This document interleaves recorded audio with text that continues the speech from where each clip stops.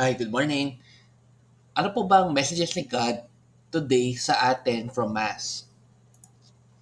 Okay, number one, we must be aware of fake news. So, kanina is more about yung sa gospel natin is about yung story ni Jesus na tinatrap po siya ng mga Pharisees. Kumbaga, parang gumagawa sila ng mga trick questions para huliin siya kung tama ba yung mga tinuturo niya or tama ba yung mga pinipreach niya. Kaya, ang moral of the story, maraming mga tao na gumagawa ng fake news and lagi tayo maging aware sa mga iyon. Next, number two, investigate the truth within the news that we hear. So, kung meron man tayong mga narinig na balita or mga feeling natin chismis, lagi natin alamin muna kung ano ba ang katotohanan sa mga narinig natin na balita na yon or mga nababasa natin na mga balita po na yon. Number three, during a crisis in our lives, always stick to what it is true.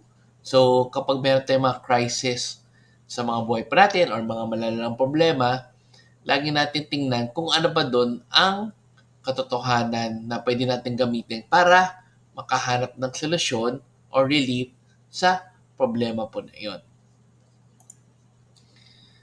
And lastly, we learn a lot of things during a crisis. Totoo po yan. Okay, so hopefully magkaroon ko kayo ng isang magandang weekend, makapagpahinga po kayo, makapag-rest, makasama niyo yung mga families niyo, loved ones, and let's end again with a simple prayer. Rin for our Sanders Faith, Amen.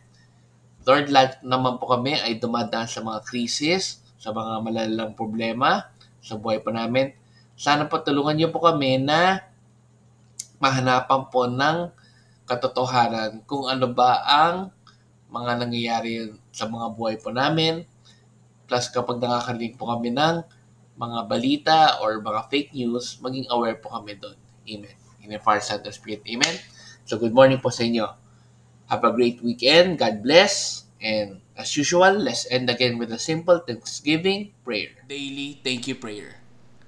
Lord, thank you very much for all the blessings that you are giving us every day.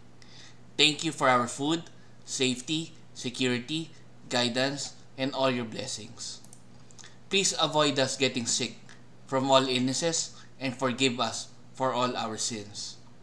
Lord, I pray that all our hopes and dreams will come true in your own time. Again, Lord, thank you for all the blessings that you have given us. Amen.